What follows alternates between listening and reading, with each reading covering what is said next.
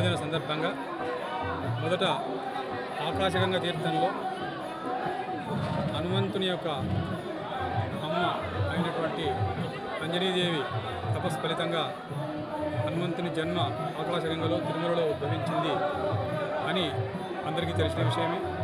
అక్కడ బాలాంజనేయ స్వామి వారికి అంజనీదేవికి ఈరోజు పొద్దునే 8 గంటలకు అభిషేకం చేయడం జరిగింది.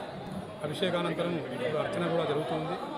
తర్వాత చాపాలి తీర్థంలో త్రేతాయుగంలో చాపాలి మహర్షి అయోధ్య నుంచి తపస్సు చేసుకోవడానికి తిరుమల కొండకు వచ్చి తపస్సు చేస్తూ ఈ చాపాలి తీర్థంలో హనుమంతుల వారు ప్రత్యక్షమై ఆ హనుమంతుల వారి ప్రత్యక్షమైన సందర్భంగా హనుమంతుల వారి ప్రత్యక్షాన్ని పురస్కరించుకొని జాపాలి మహర్షి ఇక్కడ హనుమంతుని విగ్రహాన్ని ప్రతిష్ఠించారు.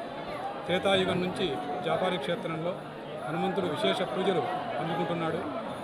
తిరుమల క్షేత్రాన్ని ఆయన గురువైనటువంటి వెంకటేశ్వర స్వామిని కొలుస్తూ ఇక్కడ అవతరిస్తూ ఉన్నాడు. భక్తులకు ఆరోగ్య ఐశ్వర్యాలను అందిస్తున్నాడు.